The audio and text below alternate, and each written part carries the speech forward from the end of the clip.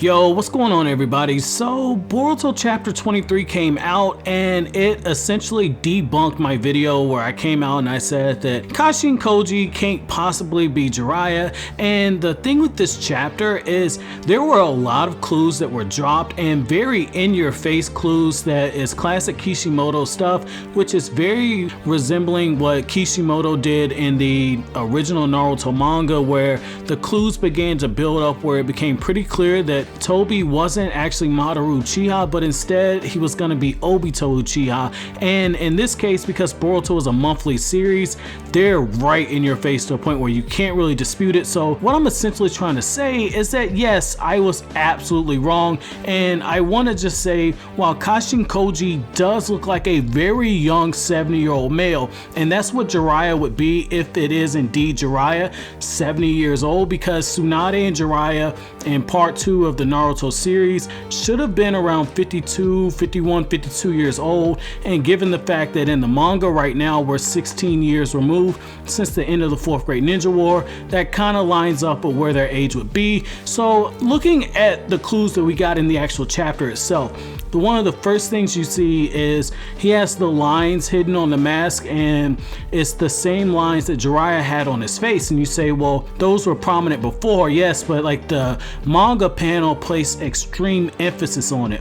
Then another thing is you have characters like Konohamaru and Boruto say that the only people who should be able to use the Rasengan who are alive right now and use it in the manner that Kashin Koji used it was Konohamaru and Naruto. And Konohamaru was flat out surprised at the level of skill in which he wielded the Rasengan, stating that it wasn't like one of the ninja weapons tools, but instead it was the actual Rasengan. And when you go back and you look at the manga panel, one of the things that you notice is right when Konohamaru uses it, Kashin Koji smiles. And when you pay close attention to the way his smile is depicted, one of the things that stands out is that mirrors very closely how Jiraiya used to grin. And this is something that I really enjoyed about Kishimoto's artwork, and it's something that Ikimoto is showing that he can replicate, is the expressive art. And that's one of the ways that you're able to figure out that, oh, Tobi is Obito, because the small stuff on how the lines were being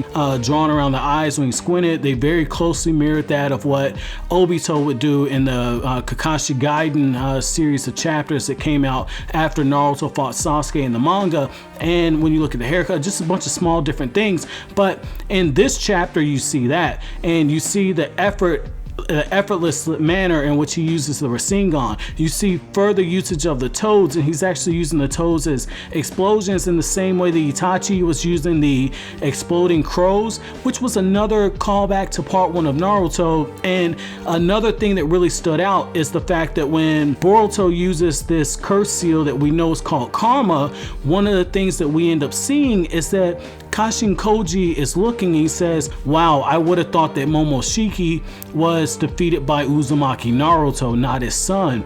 And it's the way that he's looking at Boruto. Again, it's small callbacks to part 1 of Naruto. If you go back and you look at how Jiraiya used to look at Naruto when Naruto first used the Rasengan, and when he used the Tail Beast chakras, the chakra form in the filler arc, while that did happen in the manga, the filler showed more than what was in the actual manga.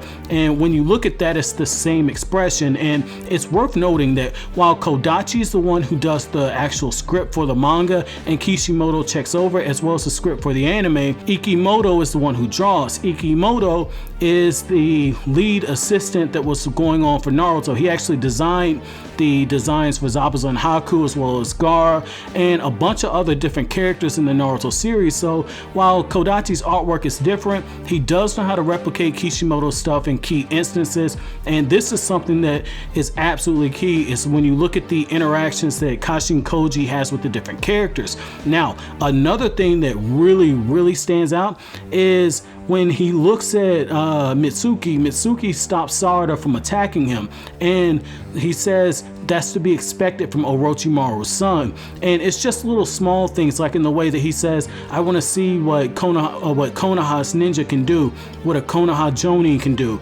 When he looks and says, "That's to be expected of you, Sarutobi."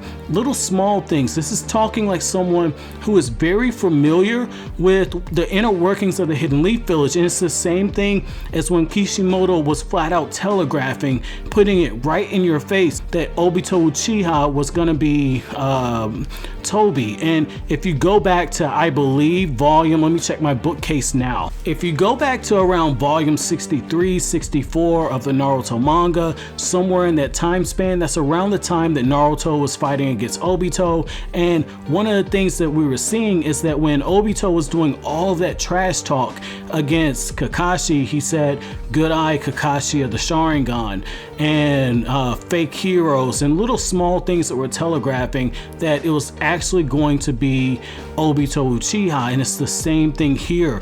There are specific things that are taking place that makes me wonder, how the fuck did Jiraiya survive? Why is his whole process of thinking different? Why has he fallen so far off of the hero's journey? And why is he now currently on the path of the tyrant? Now, I don't want to say for 100% certainty that this is Jiraiya, but if I was Spider-Man, my spider sense would be tingling right now. But those are just my thoughts on this matter, guys. What are your thoughts? Do you think that it could possibly be Jiraiya? And if it is, why do you think Jiraiya still looks as young as he does? And also, why do you think that Jiraiya survived? How is this possible? And do you think it has something to do with the Kara organization? And do you think something with Kaguya's clan has caused Jiraiya to go off of the hero's journey in this manner? But as always, guys, if you like anything I had to say, don't forget to comment, rate, subscribe, share. Thank you so much for watching the end of the video, guys. Have an awesome day.